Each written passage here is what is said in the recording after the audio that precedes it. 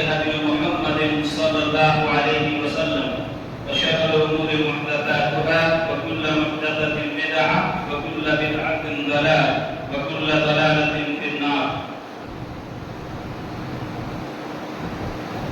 محترم حاضرین جمعہ، دینی میرے بھائیوں، بزرگوں، ساتھیوں، ہر قسم کی تعریف، توصیف، بڑائی، کبریائی اللہ رب العالمین کے لیے جو ہمارا خالق ہے، مالک، بعد بے شمار درود و سلام کی جانیاں نشاور ہم اللہ کے تمام پیارے نبیوں پر، خصوصاً ہمارے پیارے نبی جناب محمد رسول اللہ صلی اللہ علیہ وسلم پر جو ساری کائنات کے لیے رحمت بنا کر بھیجے. اللہم صلی علی محمد وعلی آل محمد کما صلیت علی ابراہیم وعلی آل ابراہیم انک حمید مجید. اللہم بارک علی محمد وعلی آل محمد کما بارکت علی ابراہیم وعلی آل ابراہیم انک حمید مجید. محترم حاضرین جمعہ، آج کے خطبہ جمعہ میں ہماری گفتگو کا عنوان ہے آخرت کی پہلی منزل قبر. آخرت کا پہلا مرحلہ قبر. انسان اس دنیا سے جب رخصت ہوتا ہے، جب انسان وفات ہو جاتی ہے، انسان جب مر جاتا ہے، اس دنیا سے رخصت کے بعد قیامت تک، قیامت کے قائم ہونے تک انسان جس دنیا میں رہتا ہے، جس عالم میں رہتا ہے، اس کو عالم برزخ کہا جاتا ہے، عالم قبر کہا جاتا ہے، قبر کی دنیا کہا جاتا ہے.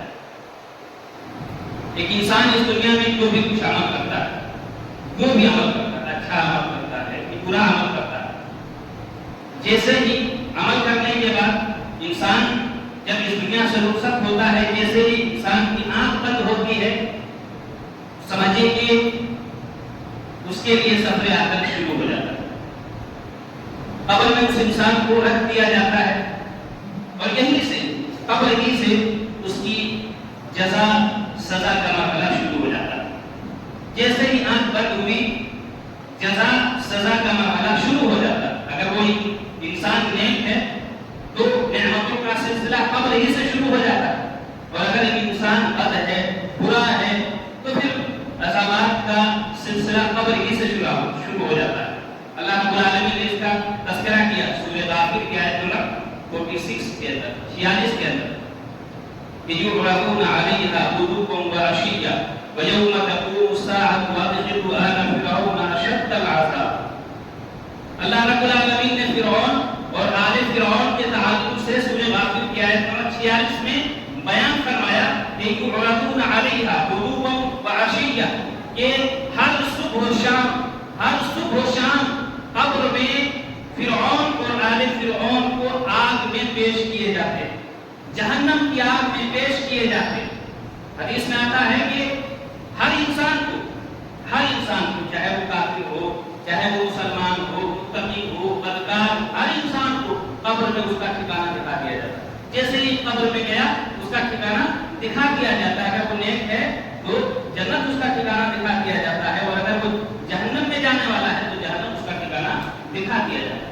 تو اللہ رب العالمین نے فرعون اور آل فرعون کے تعلق سے فرمایا کہ فرعون اور آل فرعون کو قبر میں ہر روز صبح و شام جہنم کی آگ میں پیش کیے جاتے ہیں. وَيَوْمَ تَقُومُ السَّاعَةُ وَأَدْخِلُوا آلَ فِرْعَوْنَ أَشَدَّ الْعَذَابِ. اور جس دن قیامت قائم ہوگی، قیامت کا وقوع ہوگا، فرشتوں سے کہا جائے گا کہ أَدْخِلُوا آلَ فِرْعَوْنَ أَشَدَّ الْعَذَابِ، کہ فرعون اور آل فرعون کو سخت سے سخت عذاب میں مبتلا کرو. گویا اس آیت کریمہ سے پتہ چلا کہ قرآن میں عذاب قبر کا ثبوت ہے.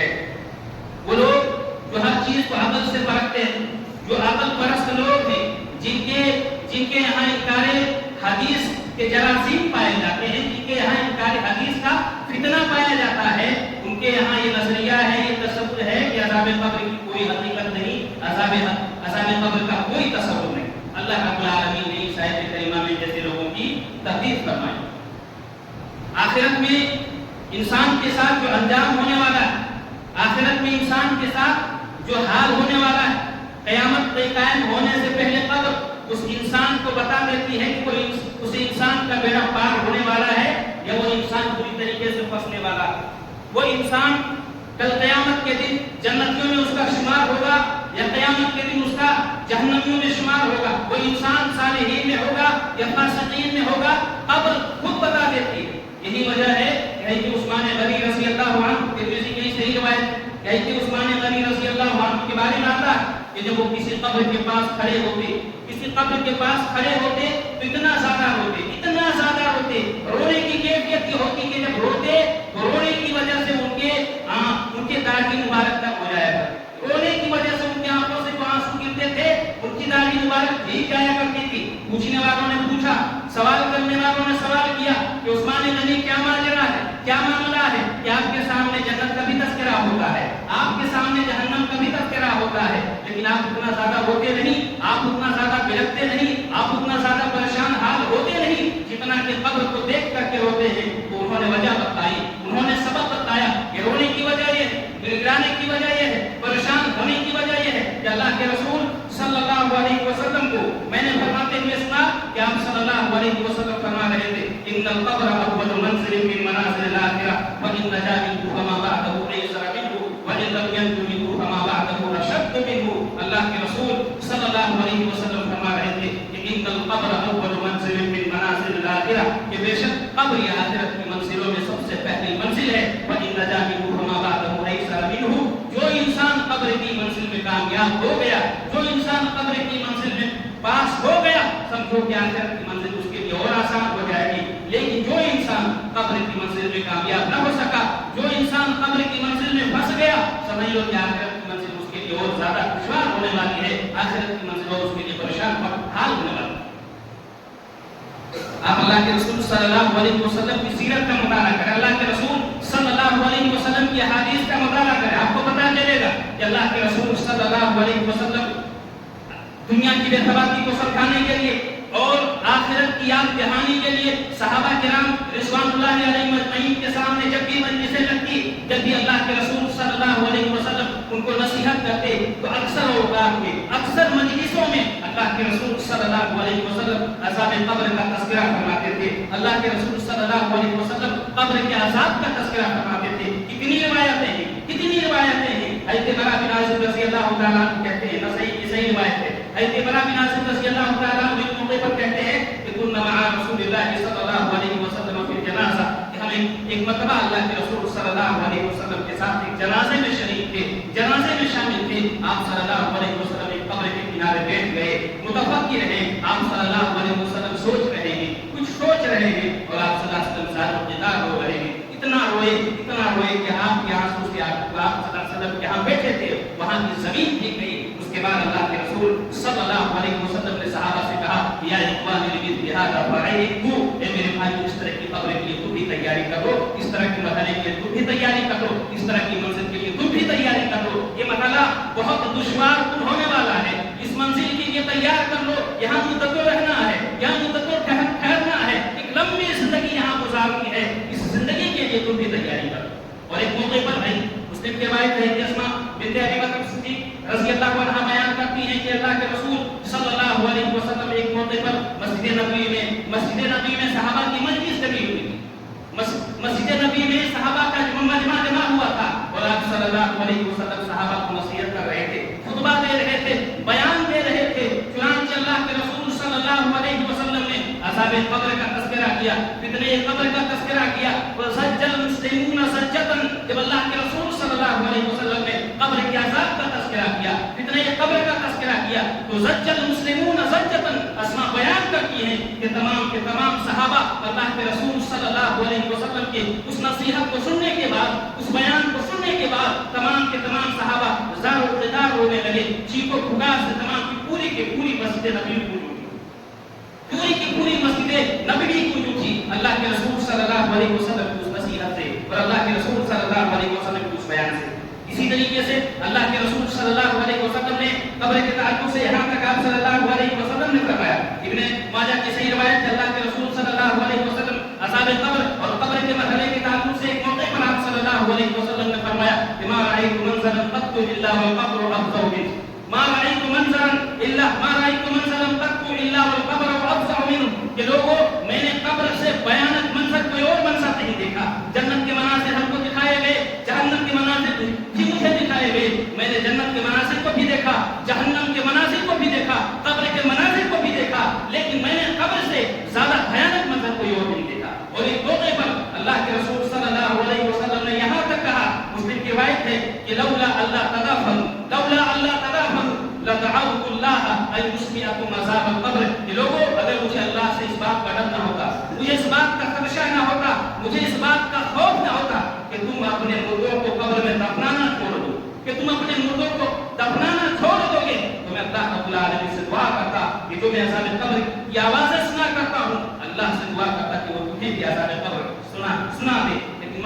یہ ہے، ماجرا یہ ہے کہ اگر اللہ رب العالمین تمہیں عذاب قبر کی آوازیں سنا دے تو کل سے تم اپنے مردوں کو، اپنے رشتہ داروں کو، اپنے دوست و احباب کو، اپنے قریب لوگوں کو تم دفن کرنا چھوڑو، یہاں تک اللہ کے رسول صلی اللہ علیہ وسلم نے محترم حاضرین، قبرستان یہ عبرت کا مقام، اب یہ عبرت کا گھر ہے، یہاں پہنچ کر کے ہمیں عبرت حاصل کرنی چاہیے، قبر کی حیبت کو ہمیں محسوس کرنا چاہیے۔ یہی وجہ ہے کہ اللہ کے رسول صلی اللہ علیہ وسلم نے قبروں کی زیارت پر ابھارا ہے اور قبرستان جانے کا حکم اللہ کے رسول صلی اللہ علیہ وسلم نے دیا ہے۔ ابن ماجہ کی روایت کے اندر اللہ کے رسول صلی اللہ علیہ وسلم نے اس بات کی وضاحت کی، مسلمانوں کو حکم دیا کہ تم قبرستان جایا کرو، قبروں کی زیارت کرو، قبرستان جایا کرو، تمہیں دنیا کی حیثیت تمہیں معلوم ہوگی، قبرستان جایا کرو، تمہارے دولت کی حیثیت تمہیں معلوم ہوگی، قبرستان جایا کرو، تمہارے بنگلوں کی حیثیت تمہیں معلوم ہوگی، قبرستان جایا کرو، تمہارے عہدے اور منصب کی حیثیت معلوم ہوگی، قبرستان جایا کرو، تمہاری خوشیوں کی حیثیت معلوم ہوگی۔ فَإِنَّهَا تُذَكِّرُكُمُ الْآخِرَةَ، اللہ کے رسول صلی اللہ علیہ وسلم نے نصیحت کرتے ہوئے کہا قبرستان جایا کرو، کیا گھر کی یاد آتی ہے، قبرستان جایا کرو، کیا جان کی یاد آتی ہے، قبرستان جایا کرو کہ قیامت کی یاد آتی ہے۔ اللہ کے رسول صلی اللہ علیہ وسلم قبر کی حیبت کو خود محسوس کرتے تھے، اور صرف محسوس ہی نہیں کرتے تھے بلکہ صحابہ کرام کو محسوس کرواتے بھی تھے، صحابہ کرام کو محسوس کرواتے بھی تھے۔ جب ایک موقع پر اللہ کے رسول صلی اللہ علیہ وسلم ایک صحابی کی تدفین سے جب فارغ ہوئے، کون تھے یہ صحابی؟ یہ احتساب بن معاذ رضی اللہ عنہ تھے، احتساب بن معاذ رضی اللہ عنہ تھے۔ جب اللہ کے رسول صلی اللہ علیہ وسلم احتساب بن معاذ رضی اللہ عنہ کی تدفین سے فارغ ہوئے، مشکل الآثار اسی طریقے سے مسند احمد کے اندر روایت موجود ہے، جب اللہ کے رسول صلی اللہ علیہ وسلم احتساب بن معاذ رضی اللہ عنہ کی تدفین سے فارغ ہوئے تو اللہ کے رسول صلی اللہ علیہ وسلم زور زور سے سبحان اللہ اور اللہ اکبر کا ورد لگانے لگے۔ صحابہ نے دیکھا دیکھی وہ لوگ بھی زور زور سے سبحان اللہ اور اللہ اکبر کہنے لگے۔ جب اللہ کے رسول صلی اللہ علیہ وسلم خاموش ہوئے تو صحابہ نے پوچھا کہ اللہ کے رسول صلی اللہ علیہ وسلم کیا ماجرا ہے، آج آپ نے خلاف معمول اللہ اکبر سبحان اللہ کا ورد لگایا؟ تو اللہ کے رسول صلی اللہ علیہ وسلم نے کہا کہ ابھی ہم جس نیک بندے کی تدفین سے فارغ ہوئے، اللہ اکبر، جیسے ہی ہم نے اس کو دفن کیا اور اس کی تدفین سے فارغ ہوئے تو اس کی قبر کو تنگ کر دی، اس کی قبر کو تنگ کر دی گئی، اس لیے میں نے سبحان اللہ اور اللہ اکبر کا ورد لگایا۔ اور اسی ساتھ بن معاذ رضی اللہ تعالیٰ عنہ کے تعلق سے حدیث بتلاتی ہے، اسی ساتھ بن معاذ رضی اللہ تعالیٰ عنہ کے تعلق سے اللہ کے رسول صلی اللہ علیہ وسلم نے کہا کہ هذا الذي تحرك له العرش وشهده 70,000 من الملائكة لقد زم زمة ثم خرج عنه۔ احتساب بن معاذ رضی اللہ تعالیٰ عنہ کے تعلق سے اللہ کے رسول صلی اللہ علیہ وسلم نے کہا کہ صحابی احتساب بن معاذ کی شخصیت یہ ہے کہ جب ان کا انتقال ہوا تو ان کی جب وفات ہوئی، جب اس دنیا سے گزر گئے، چلے گئے تو اللہ رب العالمین کا عرش ڈھوم اٹھا، اللہ رب العالمین کا عرش حرکت میں آ گئے۔ کب؟ جب احتساب بن معاذ رضی اللہ عنہ کا انتقال۔ وشهده 70,000 من الملائكة، اور احتساب بن معاذ رضی اللہ عنہ کی جنازے میں 70,000 فرشتوں نے شرکت کی، 70,000 فرشتوں نے شرکت کی۔ اس کے باوجود اللہ کے رسول صلی اللہ علیہ وسلم کہتے ہیں لقد زم زمة ثم خرج عنه، اس کے باوجود ہے کہ سعد بن معاذ رضی اللہ عنہ کی قبر کو تنگ کر دی گئی، اس کے بعد پھر احتساب بن معاذ رضی اللہ عنہ کی قبر کو کشادہ کیا گیا۔ اسی لیے حافظ ابن حجر رحمہ اللہ فرماتے ہیں کہ دنیا کا کوئی بھی انسان چاہے وہ کتنا ہی متقی اور کتنا ہی ولی اور کتنا ہی نیک کیوں نہ ہو، قبر اس کو ایک مرتبہ ضرور دبوچتی ہے، قبر اس کو ایک مرتبہ ضرور دبوچتی ہے۔ اگر قبر کے دبوچنے سے کوئی انسان اس دنیا میں قبر میں محفوظ رہ سکتا وہ احتساب بن معاذ تھے، لیکن احتساب بن معاذ رضی اللہ عنہ کو بھی دبوچا گیا۔ اس سے پتہ چلتا ہے کہ دنیا میں قبر میں ہر انسان کو ایک مرتبہ دبوچا جاتا ہے۔ یہ توضیح حافظ ابن حجر رحمہ اللہ نے اس حدیث کے تحت بیان کی۔ محترم حاضرین، تین چیزیں، تین باتیں جس انسان کو ان تین چیزوں کا علم کتنا زیادہ ہوگا، جس انسان کو تین چیزوں کی معرفت کتنا زیادہ ہوگا، جس انسان کو ان تین چیزوں کا جو انسان جتنا زیادہ حق ادا کرے گا اس کے لیے قبر کی منزل اتنا ہی آسان ہوگا۔ وہ تین چیزیں کیا ہے؟ پہلی چیز ہے اللہ کی معرفت، اللہ رب العالمین کی پہچان، اللہ رب العالمین کی توحید کی معرفت، اللہ رب العالمین کے اسماء صفات کی معرفت، اللہ رب العالمین کے حقوق کی معرفت. جو انسان اللہ کو جتنا جانے گا، جو انسان اللہ کے حقوق کو جتنا زیادہ ادا کرے گا. اور دوسری چیز ہے اللہ کے رسول صلی اللہ علیہ وسلم کی معرفت. جس انسان کو اللہ کے رسول صلی اللہ علیہ وسلم کی جتنی زیادہ معرفت حاصل ہوگی، اور جو انسان اللہ کے رسول صلی اللہ علیہ وسلم کے حقوق کو جتنا زیادہ ادا کرے گا. اور تیسری چیز ہے اسلام کی معرفت. ایک انسان اپنے اسلام کے بارے میں، اپنے دین کے بارے میں جتنا زیادہ جانے گا، جو انسان ان تین چیزوں کے بارے میں جتنا زیادہ جانے گا، اس کے لیے قبر کی منزل اتنی آسان ہے. یہی وجہ ہے کہ قبر میں جب سوالات ہوں گے تو انہی تین چیزوں کے بارے میں سوالات ہوں گے. من ربک، من نبیک، ما دین. تمہارا رب کون، تمہارا نبی کون، تمہارا دین کیا. دنیا میں کوئی انسان ان تین چیزوں کی جتنی زیادہ معرفت حاصل کرتا ہوگا، قبر میں جب اس سے سوال کیا جائے گا تو آسانی سے جواب دے گا، بڑی آسانی سے جواب دے گا.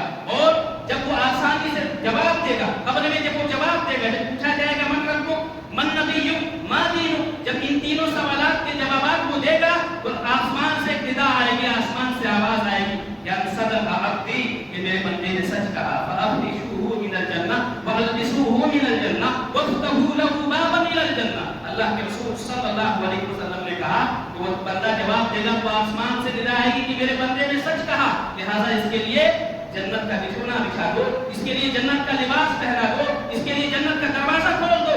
اس کے بعد اللہ کے رسول صلی اللہ علیہ وسلم کہتے ہیں کہ پھر اس کی قبر کو کشادہ کر دی جائے گی. قبر کو کشادہ کر دی جائے گی. کتنی کشادہ؟ 70 گز لمبی، 70 گز چوڑی. یہ قبر جو ہمارے قبرستان میں جو قبریں ہیں، ہم ان قبروں کو دیکھتے ہیں تو لگتا ہے کہ اتنی معمولی سی قبر، 6 فٹ چوڑی، 6 فٹ لمبی، 2.5 فٹ چوڑی، اتنی چھوٹی سی قبر. اور قبر کے آزو بازو قبر، قبر کے اگل بغل قبر.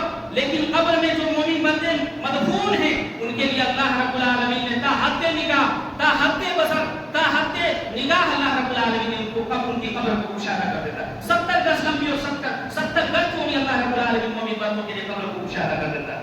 اور اس کے بعد اس بندے سے کہا جاتا ہے نم کلومت العروس الذی لا ينقذه الا احب اهله الیہ. اللہ رب العالمین کے ذریعہ فرشتے ان سے کہتے ہیں کہ سو جاؤ اور اتنی پیاری نیند سو جاؤ، ایسی پیاری نیند سو جاؤ جس طرح نئی نویلی دلہن سوتی ہے. حتی یبعثہ اللہ، یہاں تک کہ بروز قیامت اللہ تجھے اٹھا نہ لے تب تک آرام کی نیند سو جاؤ. یہ کس کے ساتھ ہوگا؟ مومن بندے کے ساتھ. اور رہا مشرک، رہا کافر، رہا منافق، رہا نافرمان، رہا گنہگار، تو جب بھی ان سے سوال کیا جائے گا، 3 سوالات ہوں گے تو تینوں سوالات کے جواب میں کہے گا ہاں ہاں لا ادری، ہاں ہاں لا ادری، ہاں ہاں لا ادری. ہائے میری تباہی، ہائے میری بربادی، مجھے کچھ نہیں معلوم، مجھے کچھ پتا نہیں. آسمان سے ندا آئے گی کہ ان کذب ربی، بندے نے جھوٹ کہا، جھوٹا ہے یہ، میری تعلیمات پہنچی تھی، نبی کی تعلیمات پہنچی تھی، اسلام کا پیغام پہنچا تھا، مانا نہیں، قبول کیا نہیں، عمل نہیں کیا. فَأَخْرِجُوهُ مِنَ النَّارِ وَالْبِسُوهُ مِنَ النَّارِ وَافْتَحُوا لَهُ بَابًا إِلَى النَّارِ. چنانچہ کہا جائے گا کہ جہنم کے بچھونا اس کے لیے بچھا دو، اور جہنم کا لباس اس کو پہنا دو، جہنم کا دروازہ اس کے لیے کھول دو. اور اس کے بعد اللہ کے رسول صلی اللہ علیہ وسلم کہتے ہیں کہ پھر اس کے لیے قبر تنگ کر دی جائے گی. کتنی تنگ کر دی جائے گی؟ حتی تختلف فیہ اضلاعہ، اتنی اس کی قبر کو تنگ کر دی جائے گی کہ داہنی جانب کی پستی بائیں جانب اور بائیں جانب کی پستی داہنی جانب آ جائے گی. اور پھر اس کے لیے جو عذاب دینے کے جو فرشتے مقرر ہیں، رسول اکرم صلی اللہ علیہ وسلم کہتے ہیں اعما و اسم، ان کے لیے جو عذاب دینے کے لیے جو فرشتے مقرر ہیں وہ اندھے ہوں گے، ان کو کچھ دکھائی نہیں دے گا، بہرے ہوں گے، سنائی نہیں دے گا. اللہ رب العالمین نے ان کو عذاب دینے کے لیے اندھے اور اندھا اور بہرا کیوں بنایا؟ توضیح یہ کی جاتی ہے کہ قبر میں ایسے انسان کو جب عذاب دیا جائے گا، جب تکلیف ہوگی، اتنا خطرناک عذاب دیا جائے گا کہ اگر ان فرشتوں کو اگر بینائی ہوتی، سماعت ہوتی تو ان کو بھی رحم آ جاتا، ان کو بھی رحم آ جاتا. چنانچہ بہرے ہوں گے اور کیا ہوں گے؟ اندھے ہوں گے. تو قبر میں عذاب دینے کے لیے جو فرشتے مقرر ہوں گے اور ان کے ہاتھ پر لوہا کا ہتھوڑا ہوگا، لوہے کا ہتھوڑا ہوگا، ان کو مارا جائے گا. فَتُصِيبُ تُرَابًا، یہاں تک کہ وہ انسان ریزہ ہو جائے گا، مٹی ہو جائے گا، پھر مارا جائے گا، پھر روح ڈالی جائے گی، پھر زندہ کیا جائے گا، پھر مارا جائے گا. فَتُصِيبُ تُرَابًا، یہاں تک کہ وہ ریزہ ہو جائے گا. اور اس کے بعد اللہ کے رسول صلی اللہ علیہ وسلم نے کہا کہ جب فرشتے اس کو عذاب دیں گے، ماریں گے، تو ایک ایک مار پر ایک ایک ضرب پر اس قدر وہ چیخے گا، چلائے گا، آواز لگائے گا کہ اللہ کے رسول صلی اللہ علیہ وسلم نے فرمایا کائنات کی ہر چیز جن اور انسان کے علاوہ دنیا کے ہر مخلوقات اس آواز کو سنے گی۔ یہ کس کے ساتھ ہوگا؟ کافر کے ساتھ ہوگا، نافرمان کے ساتھ ہوگا، مشرک کے ساتھ ہوگا۔ یہ تمام کی تمام روایتیں جو میں نے ابھی آپ کے سامنے بیان کی، ابو داؤد کے اندر اسی طریقے سے کچھ ابن ماجہ کے اندر، کچھ نسائی کے اندر یہ روایتیں تمام کی تمام موجود ہیں۔ قبرستان یہ تنہائی کا گھر ہے، قبر یہ تاریکی کا گھر ہے، یہاں پر ہم سب کو اکیلے جانا ہے، تنہا جانا ہے، تنہا رہنا ہے۔ یہاں نہ کوئی دوست احباب کام دے گا، نہ کوئی رشتے دار کام دیں گے، نہ مال و دولت کام دیں گے، نہ بیوی بچے کام دیں گے۔ یہاں پر ہمیں تنہا جانا ہے، اور اس تنہائی کے گھر میں اس وقت ہماری پریشانی کو دور کرنے کے لیے، ہمارے غم کو دور کرنے کے لیے ہمارے پاس صرف ایک واحد ذریعہ ہے، وہ ہے ہمارا اور آپ کا اپنا نیک عمل، وہ ہے ہمارا اور آپ کا اپنا نیک عمل۔ اللہ کے رسول صلی اللہ علیہ وسلم کہتے ہیں، نسائی اور ابو داؤد کے اندر روایت موجود ہے کہ جب مومن بندہ جب قبر میں ہوتا ہے تو اس کے پاس ایک نوجوان، خوبصورت نوجوان، خوب شکل انسان اس کے پاس آتا ہے، اور وہ قبر میں مومن بندہ جو ہے وہ پوچھتا ہے کہ کون ہے تو وہ کہتا ہے کیا نام ہے؟ میں تمہارا نیک عمل ہوں، تمہاری عبادتیں، تمہاری ریاستیں، تمہاری نمازیں، تمہارے روزے، تمہارے صدقات و خیرات، تمہارے ذکر و اذکار، تمہارے قرآن کی تعلیمات، قرآن کے ذکر، یہ تمام کی تمام نیک اعمال کو اللہ رب العالمین نے آج اس قبر کی تنہائی میں تمہارا ساتھ نبھانے کے لیے بھیجا ہے۔ کتنا بدنصیب ہے وہ انسان، کتنا بدنصیب ہے وہ انسان جو اس مخلص ساتھی کو چھوڑ دے، نظر انداز کر دے، جب یہ ساتھی اس وقت ہمیں اور آپ کا، ہمارا اور آپ کا ساتھ دے گا، ہمارا اور آپ کا ساتھ نبھائے گا جب دنیا کا کوئی بھی انسان اس وقت ساتھی نہیں بنے گا، اور اس وقت دنیا کا کوئی بھی انسان ساتھ نہیں دے گا۔ محترم ناظرین، قبرستان میں جو لوگ موجود ہیں، قبر میں جو لوگ مدفون ہیں، وہ ہر وقت ہماری دعاؤں کے محتاج ہیں، وہ ہر وقت ہماری دعاؤں کے مستحق ہیں۔ یہ غلط نظریہ ہے، غلط سوچ ہے، بہت ہی بری بات ہے کہ قبروں کے پاس مدد مانگنے کے لیے جانا، قبروں سے فائدہ حاصل کرنا، یہ بہت بڑی بھول ہے، اور اسی کا نام شرک ہے، اسی کا نام شرک ہے۔ شریعت نے ہمیں یہ تصور دیا ہے، کتنے مسلمان ہیں جو قبروں کے پاس جاتے ہیں، ان سے فریاد طلب کرتے ہیں، ان سے اولاد میں مانگتے ہیں، ان سے شفایابی کے لیے دعائیں کرتے ہیں، یہ تمام کے تمام شرک میں داخل ہے۔ شریعت نے ہمیں یہ تصور دیا ہے کہ قبر میں جو لوگ موجود ہیں وہ ہماری محتاج ہیں، ہم ان کے محتاج نہیں، ہم ان کے محتاج نہیں۔ قبر میں جو لوگ مدفون ہیں وہ ہمارے محتاج ہیں، اسی لیے شریعت کا حکم ہے کہ جب بھی قبرستان جاؤ تو ان کے لیے مغفرت کی دعا کرو، بخشش کے لیے دعا کرو۔ اللہ کے رسول کا حکم ہے، اللہ کے رسول صلی اللہ علیہ وسلم کی تعلیم ہے۔ غلط ہے یہ کہ تدفین کے بعد دیکھیے گا کہ اکثر مسلمان تدفین کے فوراً بعد کراتے ہیں، غلط نظریہ ہے۔ اللہ کے رسول صلی اللہ علیہ وسلم نے کہا ٹھہرو وہاں پر، رکو وہاں پر، استغفروا لأخیکم واسألوا له التثبیت فإنه الآن يسأل، کہ وہاں پر ٹھہرو اور اپنے بھائی کی بخشش کے لیے، مغفرت کے لیے دعا کرو، اس کی ثابت قدمی کے لیے دعا کرو، فإنه الآن يسأل، اس لیے کہ اس سے سوال ہونے والا ہے، سوال و جواب کا مرحلہ ہونے والا ہے۔ اس لیے جب بھی قبرستان جائیں تو وہاں پر آپ ان کے لیے بخشش کی دعا کریں۔ اللہ کے رسول صلی اللہ علیہ وسلم نے ہمیں دعا سکھلائی۔ قبر میں موت کے آغوش میں جو لوگ وہاں پر سوئے ہوئے ہیں، اگر ان کو ہم تحفہ دینا چاہتے ہیں، ان کو ہم ہدیہ دینا چاہتے ہیں، تو اس سے بہتر تحفہ ہو نہیں سکتا، اس سے بہتر ہدیہ ہو نہیں سکتا کہ آپ ان کے حق میں دعائیں خیر کریں، آپ ان کے حق میں دعائیں مغفرت کریں۔ اللہ کے رسول صلی اللہ علیہ وسلم نے دعا سکھلائی، قبرستان جاؤ تو دعا کرو کہ السلام علیکم اہل الدیار من المؤمنین والمسلمین وانا ان شاء اللہ بکم للاحقون نسأل اللہ لنا ولکم العافیہ۔ یہ دعا اللہ کے رسول صلی اللہ علیہ وسلم نے سکھائی ہے، جو مسلم کے اندر حدیث میں موجود ہے۔ اللہ کے رسول صلی اللہ علیہ وسلم نے کہا کہ قبرستان جاؤ تو دعا کرو، اے قبر میں سوئے ہوئے لوگوں، اے قبر میں سوئے ہوئے لوگوں، مومنوں تم پر اللہ کی سلامتی ہو، وانا ان شاء اللہ بکم للاحقون، اور ہم بھی بہت جلد انشاءاللہ تم سے ملنے والے ہیں۔ نسأل اللہ لنا ولکم العافیہ، ہم اپنے لیے بھی عافیت مانگتے ہیں، ہم اپنے لیے بھی چین مانگتے ہیں، اور تمہارے لیے بھی چین مانگتے ہیں، تمہارے لیے بھی عافیت مانگتے ہیں۔ اللہ کے رسول صلی اللہ علیہ وسلم ایک موقع پر آپ بقیع قبرستان تشریف لے گئے، اور وہاں پر آپ صلی اللہ علیہ وسلم نے دعا کی، اور دعا کرنے کے بعد اللہ کے رسول صلی اللہ علیہ وسلم نے کہا ان هذه القبور مملئة على اهلها ظلمة، ان هذه القبور مملئة على اهلها ظلمة وان الله ينبرها لهم بالصلاة عليه۔ یہ قبرستان پورے کی پوری قبرستان ظلمتوں سے بھری ہوئی تھی، پوری کے پوری قبرستان تاریکی سے بھری ہوئی تھی، وان الله ينبرها لهم بالصلاة عليه، اللہ رب العالمین نے میری دعا کے ذریعہ پورے کے پوری قبر کو منور کر دیا، روشن کر دیا۔ پتہ چلا کہ دعائیں، مسلمانوں کی دعائیں قبر والوں کو روشنی فراہم کرتی ہے، نور فراہم کرتی ہے۔ اس لیے کہ قبرستان جائیں تو قبر والوں کے حق میں دعائیں خیر اور دعائیں مغفرت کی دعا ضرور کریں. یہ اللہ کے رسول صلی اللہ علیہ وسلم کی تعلیم ہے, اللہ کے رسول صلی اللہ علیہ وسلم کا حکم ہے. محترم ناظرین, اللہ کے رسول صلی اللہ علیہ وسلم نے احادیث کے اندر عذاب قبر کے کچھ اسباب بیان کیے ہیں. ایک انسان اگر ان اسباب سے نہیں بچتا ہے تو عذاب قبر کا مستحق ہوتا ہے. بالعموم کفر, شرک, نفاق, معصیت, گناہ, یہ تمام کے تمام عذاب قبر کے اسباب ہیں. لیکن خاص طور سے اللہ کے رسول صلی اللہ علیہ وسلم نے زنا کو بدکاری کو عذاب قبر کا سبب بتایا ہے. اسی طریقے سے اللہ کے رسول صلی اللہ علیہ وسلم نے جھوٹی باتیں پھیلانا, لمبی ڈینگیں مارنا, جھوٹی باتوں کو پھیلاتے ہیں, اللہ کے رسول صلی اللہ علیہ وسلم نے اس کو بھی عذاب قبر کا سبب بتایا ہے. اسی طریقے سے پیشاب کے قطروں سے نہ بچنا, چاہے وہ اپنا پیشاب ہو, دوسروں کا پیشاب ہو, پیشاب کے چھینٹوں سے نہ بچنا, یہ عذاب قبر کا سبب ہے. یہ بخاری اور مسلم کے اندر یہ روایت موجود ہے جس میں اللہ کے رسول صلی اللہ علیہ وسلم نے اس سبب کو ذکر فرمایا ہے. اسی طریقے سے چغل خوری, ایک ادھر کی باتیں ادھر کی باتیں ادھر لگانا اور دو مسلمانوں کے درمیان لڑائی اور فساد کروانا, یہ بھی عذاب قبر کا اللہ کے رسول صلی اللہ علیہ وسلم نے کیا بتایا ہے, وجہ بتائی ہے, سبب بتائی ہے. محترم ناظرین, عذاب قبر یہ ایک ایسی چیز ہے جو ہر نماز میں اسے پناہ مانگنی چاہیے. عذاب قبر یہ ایسی چیز ہے جو ہر نماز میں اسے پناہ مانگنی چاہیے. اللہ کے رسول کی تعلیم بھی ہے اور اللہ کے رسول صلی اللہ علیہ وسلم کا عمل ہے, اللہ کے رسول کا حکم ہے.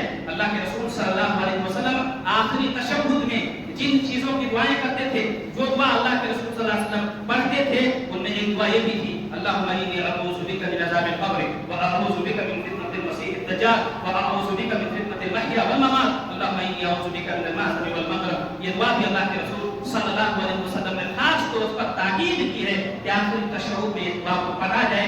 4 چیزوں سے پناہ مانگنی چاہیے, اس میں سے ایک عذاب قبر بھی ہے. تو عذاب قبر اتنا بھیانک منظر ہے کہ دنیا میں ہر لمحہ اور انسان کی زندگی کا کوئی دن ایسا نہ ہو کہ جس دن انسان ایک عذاب قبر سے انسان کو غافل رہنا چاہیے. جو متقی ہو, جو پرہیزگار ہو, جو مومن ہو, رب العالمین سے دعا ہے کہ وغیرہ جو بھی باتیں کہی گئی کچھ کہنے والے اور آپ سننے والوں کی باتوں پر عمل کرنے کی توفیق دے. پروردگار عالم ہم تمام مسلمانوں کو, تمام مومنوں کو اللہ رب العالمین دنیاوی عذابات, قبر کے عذابات اور اخروی عذابات سے اللہ رب العالمین کو محفوظ رکھ. بارے رہا جو بھی مسلمان اس دنیا سے چلے گئے ایمان کی حالت میں جو گئے ہیں, اللہ رب العالمین ان کی قبروں کو نور سے بھر دے. اللہ رب العالمین ان کو ہے کہ اللہ رب العالمین ان پر رحم فرما. اور پروردگار عالم ہم جب بھی اس دنیا کو چھوڑ کر کے, اس دنیا سے رخصت ہو کر کے قبر کی منزل میں جائیں, قبر کی مرحلے میں جائیں, قبر کی دنیا میں جائیں, پروردگار عالم تو ہمارے ہاتھ پر رحم فرما. اللہ رب العالمین ہم پر بھی دعا آسانی فرما. پروردگار عالم جو بھی مسلمان پریشان حال ہیں ان کی پریشانی کو دور فرما. اور جو مسلمان بیمار ہیں اللہ رب العالمین